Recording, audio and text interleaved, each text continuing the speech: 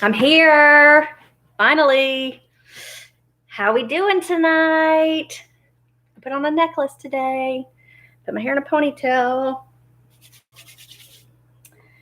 Got a reading buddy tonight. Brought a little teddy bear to read with tonight with us. She's going to sit here with us. It's our last night of Wizard of Oz. And actually, Wizard of Oz just came on TV the other day. I recorded it. And so I'm going to watch it afterwards. It's one of my favorite movies. I remember watching that growing up, and I loved Wizard of Oz. It was so fascinating to me. Sammy's here. Hey, Sammy. How you doing tonight? I'm getting plans for next weekend. Next week, we are talking about the spies went into Canaan. They went into the city of Jericho. And so next week, we're going to talk about the Battle of Jericho in Bible. And in history, we're going to talk about King David's son named King Solomon. So he took the throne after his father. So we'll talk about Solomon. We're going to start Aesop's Fables for reading. So that'll be fun. We'll get to see how Aesop used all those different animals to teach different valuable lessons. Hey, Christina, how are you? And so I'll put a couple more science experiments up there. If you haven't done the bouncy egg, that's okay. I'll find something else that we can do. I know that you can make moon dough. I kind of sent a picture to parents. That's cornstarch and hair conditioner. So that's, and then we can do some liquids. Oh, my connection is unstable. Hold up. We're reconnecting. I'm sorry. Try to keep the cords normal. Hope I didn't lose it. You ready for the last chapters? Me too. The last chapter is like a paragraph long. I don't even know why they called it a chapter, but they did. So we're going to call it a chapter too. So we'll start in just a couple of minutes. And then next week, we'll start the second book of My Father's Dragon. So that's what we'll do next. And we haven't been doing much with spelling words. I'm wondering, Sammy, I've been putting the word and then the what part of speech it is and how to mark it and things like that. I put that on there specifically for you, Sammy, because I know how much you enjoy that. So I put those on the spelling pages. You don't have to do anything with them. They're just there to help you because I can't teach the spelling words to you anymore. So I sent those specifically thinking about you. And then I did all the letters and stuff with the lines because I thought that would be easier for you guys to write them instead of doing them on like notebook paper or something like that. So I thought the lines would be helpful for you guys to write them. Okay, it's 7:02. So we ended our chapter. Chapter 21 was when the lion defeated that ferocious beast that looked like a spider, and he actually chopped his head off, and he went back and he said he's now the king of the beasts because he defeated that spider monster. And so that brought us to chapter 22, which is they're heading to the south because they're trying to find the good witch. Okay. So here we go. Chapter 22. I'm going to do it from the screen so I don't have to look down, and that'll get easier to see so I can still see you guys. And so today we're going to read chapter 22, and it is entitled The Country of the Quadlings. Quadlings. Now remember, we know quad means four, quadrilateral. Quadruped is something that has four, okay? So I'm curious if they're going to keep with that prefix, if it's going to have something with four in it. So here we go. The four travelers passed through the rest of the forest in safety, and when they came out from its gloom, saw before them a steep hill covered from top to bottom with great pieces of rock. That will be a hard climb, said the Scarecrow, but we must get over the hill nevertheless. So he led the way and the others followed. They had nearly reached the first rock when they heard a rough voice cry out, "Keep back!" "Who are you?" asked the Scarecrow. Then a head showed itself over the rock, and the same voice said, "This hill belongs to us, and we don't allow anyone to cross it." "But we must cross it," said the Scarecrow. "We're going to the country of the Quadlings." "But you shall not," replied the voice, and there stepped from behind the rock the strangest man the travelers had ever seen. He was quite short and stout and had a big head, which was flat at the top and supported by a thick neck full of wrinkles. But he had no arms at all, and seeing this, the Scarecrow did not fear that so helpless a creature could prevent them from climbing the hill. So he said, "I'm sorry not to do as you wish, but we must pass over your hill, whether you like it or not." And he walked boldly forward. As quick as lightning, the man's head shot forward and his neck stretched out until the top of the head, where it was flat, struck the Scarecrow in the middle and sent him tumbling over and over down the hill. Almost as quickly as it came, the head went back to the body. And the man laughed harshly as he said, "It isn't as easy as you think." A chorus of boisterous laughter came from the other rocks, and Dorothy saw hundreds of the armless hammerheads upon the hillside, one behind every rock.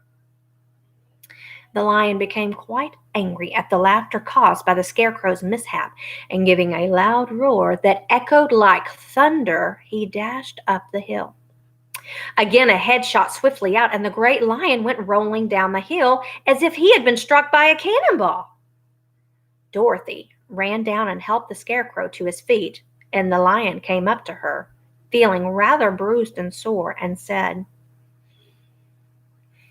"It is useless to fight people with shooting heads. No one can withstand them." "What can we do then?" she asked. Anybody have a guess? "Call the winged monkeys," suggested the Tin Woodman. "You have still the right to command them once more."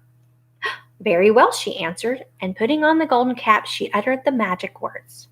The monkeys were as prompt as ever, and in a few moments the entire band stood before her.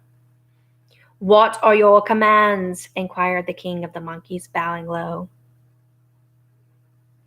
"Carry us over the country of the Quadlings," answered the girl.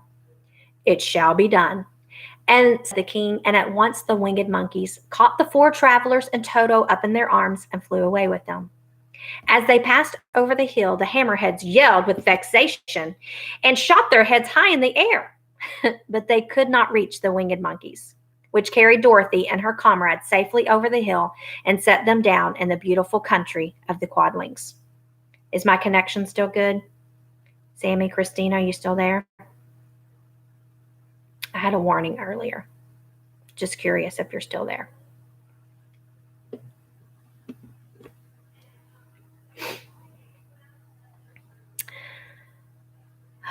So now they're in the country of the Quadlings. Okay, good. Still. "This is the last time you can summon us," said the leader to Dorothy. "So goodbye and good luck to you all." "Goodbye and thank you very much," returned the girl, and the monkeys rose into the air, twinkling. The country of the Quadlings seemed rich and happy. There was field upon field of ripening grain, with well-paved roads running between, and pretty rippling brooks with strong bridges across them. The fences and houses and bridges were all painted bright red, just as they had been painted yellow in the country of the Winkies and blue in the country of the Munchkins.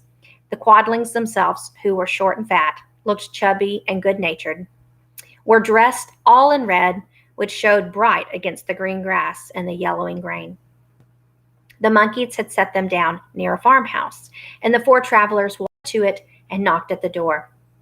It was opened by the farmer's wife, and when Dorothy asked for something to eat, the woman gave them all a good dinner, with 3 kinds of cake and 4 kinds of cookies and a bowl of milk for Toto. Cakes and cookies? Woo! "How far is it to the castle of Glinda?" asked the child. "It is not a great way," answered the farmer's wife. "Take the road to the south, and you will soon reach it. Thanking the good woman, they started afresh and walked by the fields and across the pretty bridges until they saw before them a very beautiful castle. Before the gates were three young girls, dressed in handsome red uniforms trimmed with gold braid, and as Dorothy approached one of them, said to her, "Why have you come to the South Country?" "To see the good witch who rules here," she answered. "Will you take me to her?" "Let me have your name, and I will ask Glinda if she will receive you." They told her who they were, and the girl soldier went into the castle, and after a few minutes she came back to say that Dorothy and the others were to be admitted at once. And that's all of 22. Yay! So we get to move to chapter 23. So Glinda said, "Bring them in immediately." So here we go. Chapter 23 is titled "The Good Witch Grants Dorothy's Wish." So here we go. Chapter 23. Before they went to see Glinda, however, they were taken to a room of the castle where Dorothy washed her face and combed her hair, and the lion shook the dust out of his mane, and the scarecrow patted himself into his best shape, and the woodman polished his tin and oiled his joints. When they were all quite presentable, they followed the soldier girl into a big room where the witch Glinda sat upon a throne of rubies. She was both beautiful and young to their eyes. Her hair was a rich red in color and fell in flowing ringlets over her shoulders. Her dress was pure white, but her eyes were blue, and they looked kindly upon the little girl. "What can I do for you?" she asked. Dorothy told the witch all her story, how the cyclone had brought her to the land of Oz, how she had found her companions, and the wonderful adventures they had met with. "My greatest wish now," she added, "is to get back to Kansas, for Aunt Em will surely think something dreadful has happened to me, and that will make her put on mourning. And unless the crops are better this year than they were last, I am sure Uncle Henry cannot afford it." Glinda leaned forward and kissed the sweet, upturned face of the loving little girl. "Bless your dear heart," she said. "I am sure I can tell you a way to get back to Kansas." And then she added, "But if I do, you must give me the golden cap." "Willingly!" exclaimed Dorothy. "Indeed, it is of no use to me now. And when you have it, you can command the winged monkeys 3 times. And I think," smiling, Dorothy then gave her the golden cap, and the witch said to Scarecrow, "What will you do when Dorothy has left us?" "I will return to the Emerald City," he replied, "for Oz has made me its ruler, and the people like me. The only thing that worries me is how to get across the hill of the Hammerheads. By means of the golden cap, I shall command the winged monkeys to carry you to the gates of the Emerald City," said Glinda, "for it would be a shame to deprive the people of so great a ruler." "Am I really great?" asked the Scarecrow. "You are unusual," replied Glinda. Turning to the Tin Woodman, she asked, "And what will become of you when Dorothy leaves this country?" He leaned on his axe and he thought for a moment, and then he said, "The Winkies were very kind to me and wanted me to rule over them after the Wicked Witch died. I'm fond of the Winkies, and if I could get back again to the country of the West, I should be nothing better than to rule over them forever." "My second command to the winged monkeys," said Glinda, "will be that they carry you safely to the land of the Winkies. Your brains may not be so large to look at as those of the Scarecrow, but you are really brighter than he is when you are well polished, and I am sure you will rule the Winkies wisely and well." One wish left for the winged monkeys. And then the witch looked at the big, shaggy lion and asked, "When Dorothy has returned to her own home, what will become of you?" Over the hill of the Hammerheads, he answered, lies a grand old forest, and all the beasts that live there have made me their king. If I could only get back to this forest, I will pass my life very happily there. My third command to the winged monkeys, said Glinda, shall be to carry you to the forest. And then, having used up the powers of the golden cap, I shall give it to the king of the monkeys, that he and his band may thereafter be free forevermore. She's so kind. The Scarecrow and the Tin Woodman and the Lion now thanked the good witch earnestly for her kindness, and Dorothy exclaimed, you are certainly as good as you are beautiful, but back to Kansas. Silver shoes will carry you over the desert, replied Glinda. If you had known their power, you could have gone back to your Aunt Em the very first day you came to this country. But then I should not have had my wonderful brains, cried the Scarecrow. I might have passed my whole life in the farmer's cornfield. And I should not have had my lovely heart, said the Tin Woodman. I might have stood and rusted in the forest till the end of the world. And I should have lived a coward forever, declared the Lion. And no beast in all the forest would have had a good word to say to me. This is all true, said Dorothy, and I am glad I was of use to these good friends. But now that each of them has had what he most desired, and each is happy in having a kingdom to rule beside, I think I should go back to Kansas. The silver shoes, said the good witch, have wonderful powers. And one of the most curious things about them is that they can carry you to any place in the world in 3 steps, and each step will be made in the wink of an eye. All you have to do is knock the heels together 3 times and command the shoes to carry you wherever you wish to go. If that is so, said the child joyfully, I kissed the Tin Woodman, who was weeping in a way most dangerous to his joints. But she hugged the soft, stuffed body of the Scarecrow in her arms instead of kissing his painted face, and found she was crying herself at this sorrowful parting from her loving comrades. Glinda the Good stepped down from her ruby throne to give the little girl a goodbye kiss, and Dorothy thanked her for all the kindness she had shown to her friends and herself. Dorothy now took Toto up solemnly in her arms, and having said one last goodbye, she clapped the heels of her shoes together 3 times, saying, "Take me home to Aunt Em." Instantly she was whirling through the air, so swiftly that all she could see or feel was the wind whistling past her ears. The silver shoes took but 3 steps, and then she stopped so suddenly that she rolled over upon the grass several times before she knew where she was. At length, however, she sat up and looked about her. "Good gracious!" she cried, for she was sitting on the broad Kansas prairie, and just before her was the new farmhouse Uncle Henry built after the cyclone had carried away the old one. Uncle Henry was milking the cows in the barnyard, and Toto had jumped out of her arms and was running toward the barn, barking joyously.